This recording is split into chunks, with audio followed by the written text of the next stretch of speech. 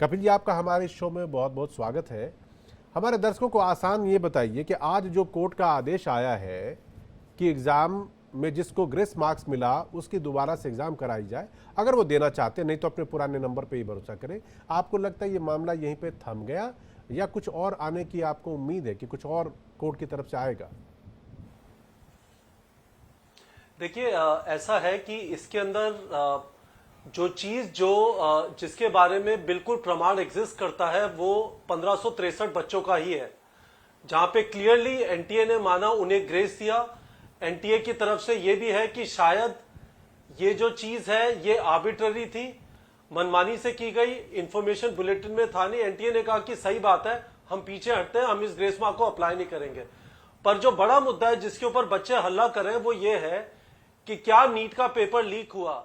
कुछ specific instances exist करती है पटना के अंदर और गोधरा के अंदर, पर एनटीए का ऐसा कहना है कि ये वाले जो केसेस हैं लोकलाइज हैं, पेपर लीक नहीं हुआ है, इंपर्सनेशन, लोकल चीटिंग के केसेस है जिनको हमने पकड़ लिया, बच्चों को डीबार कर दिया। पर बच्चे इस बात को मानने के लिए तैयार नहीं है। उसका रीजन क्या है? पिछले साल गवर्नमेंट मेडिकल कॉलेजेस के लिए कट ऑफ था 610 नंबर 720 में से, वो इस बार बढ़ के हो गया है 655 नंबर। यदि ये 1563 बच्चों को हटा भी देते हैं तो एक नंबर का फर्क पड़ेगा, क्योंकि एक एक नंबर पे 1000 से 1500 बच्चे हैं। और आप समझना चाहे कितना जबरदस्त रिजल्ट है इस बार का। टॉप रैंक सब जानते हैं, 720 नंबर पे 67 बच्चे थे, अब 61 रह गए। पर 700 नंबर पे 2022 के अंदर 60 बच्चे थे, 2023 में 320 बच्चे थे, इस बार 2300 बच्चे, 2300, 700 मार्क, और 700 मार्क 720 में से 97.5% होता है। तो मुझे कहीं ना कहीं ऐसा लगता है कि एनटीए को जो जिम्मेदारी दी गई कि 25 लाख बच्चे जो एग्जाम लिख रहे हैं उसमें से 60,000 जो सबसे मेधावी छात्र हैं वो दे दिए जाए, जो एमबीबीएस परसू करेंगे। मुझे लगता है वो काम हो नहीं पा रहा है। ये बहुत बड़ा हो गया है एक एजेंसी लाइक एनटीए के लिए। शायद इसको स्टेट्स के लेवल पे डिसेंट्रलाइज करने की जरूरत है, क्योंकि इतने बड़े एग्जाम में एक छोटी सी मिस्टेक कहीं पे होती है, वो नेशन वाइड प्रोटेस्ट का जी कपिल जी, आप बड़ी बात कह रहे हैं कि इतने बड़े एग्जाम जहां पे 24 लाख बच्चे अगर एग्जाम दे रहे हैं, तो अगर एक छोटी सी गलती कहीं पे हो जाए तो उसका खामियाजा इतनी बड़ी संख्या में छात्रों को भुगतना पड़ता है, इसके रिपरकशंस ज़्यादा हैं।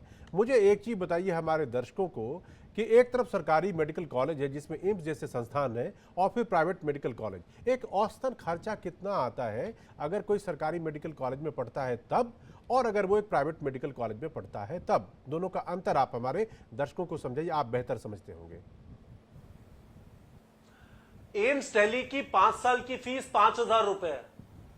5 साल की फीस 5,000 रुपए? एक अच्छे प्राइवेट मेडिकल 5 साल की फीस 5,000 रुपए। पर ये रिप्रेजेंटेटिव नहीं है। जो नए ऑटोनोमस कॉलेज, गवर्नमेंट कॉलेज जो जैसे यूपी में खुले हैं, वहां पे एक साल की फीस 2 लाख रुपए, तो अब मान लीजिए 5 साल की फीस 9 से 10 लाख रुपए। ठीक है। पर एक अच्छे प्राइवेट मेडिकल कॉलेज में फीस जो है वो 5 साल की 80 लाख से 1.25 करोड़ रुपए, ये फर्क है। तो एक गरीब आदमी जो है वो एक प्राइवेट मेडिकल कॉलेज के बारे में सोच नहीं सकता है, क्योंकि प्राइवेट मेडिकल कॉलेज का मतलब सिर्फ एमबीबीएस नहीं है, उसके बाद पीजी करना पड़ता है, फिर सुपर स्पेशलिटी करना पड़ता है। एक प्राइवेट कॉलेज में 3 साल के सुपर स्पेशलिटी की 3 साल की पीजी की फीस 2 करोड़ रुपए, तो 1 करोड़ रुपया एमबीबीएस का, 2 करोड़ रुपया पीजी का, टोटल 3 करोड़ हो गया। तो कपिल जी, आप ऐसे समझाइए मुझे कि अगर एक बच्चा प्राइवेट में पढ़ता है, एमबीबीएस करता है, फिर उसके बाद आगे की पीजी करता है और फिर ये स्पेशलाइजेशन करता है, तो एक गार्जियन के तौर पे कितना पैसा होना चाहिए कि उसका बच्चा पूरा कर लेगा पढ़ाई?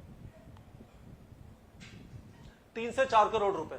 मतलब आप प्राइवेट में अगर कोई बच्चा पढ़ने के लिए गया तो उसको 3 से 4 करोड़ रुपए उसके घर वालों के पास होना चाहिए, और यही पढ़ाई अगर वो सरकारी मेडिकल कॉलेज में करता है और एम्स जैसे प्रतिष्ठित संस्थान से करता है, या मान लीजिए एम्स को रिप्रेजेंटेटिव आप नहीं मानिए पैसे के हिसाब से, तो एक औसतन खर्चा कितना आ जाएगा?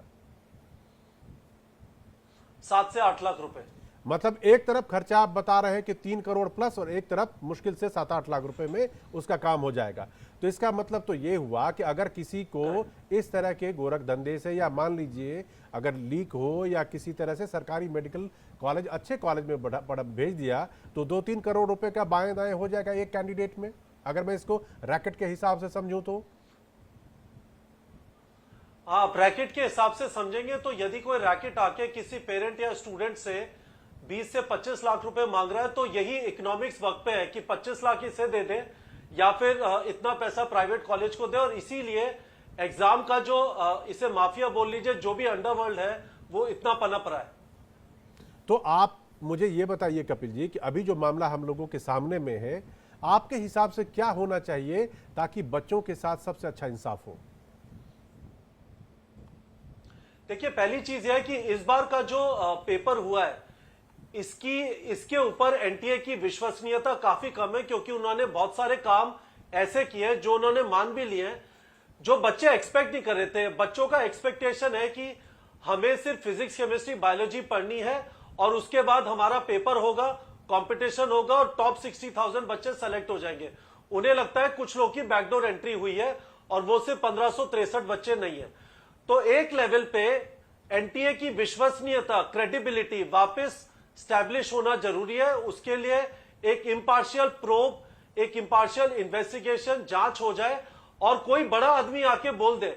मैं तो कहता हूं ऐसे लोग जैसे नारायण मूर्ति हैं, नंदन नीलेकनी है, वो आके बोले हमने एनटीए का डेटाबेस देखा, उन्होंने हमें प्रेजेंट किया, हम थम्सअप करते हैं, सब सही है, तब जाके विश्वसनीयता रिस्टोर होगी। नहीं तो इस समय पे एनटीए की विश्वसनीयता एकदम पाताल के अंदर है। तो पहली चीज तो यह अभी के बच्चों के लिए जो रिजल्ट है उसकी विश्वसनीयता स्टैब्लिश होना जरूरी है। आगे आने वाले लोगों के लिए जो अगले साल एग्जाम देखे, पेपर का क्वालिटी अच्छा हो, पेपर का क्वालिटी बहुत खराब है, पेपर 2 स्टेप में हो, 1 स्टेप में ना हो, पेपर ऑनलाइन हो, और चौथी चीज ये कंसिडर किया जाए कि क्या ऐसे बड़े एग्जाम को एक दिन 3 घंटे में कराया जाए या 2-3 बार कराया जाए, या स्टेट के लेवल पे डिसेंट्रलाइज किया जाए, जिससे इस टाइप की बड़ी धांधली का स्कोप ही ना रहे।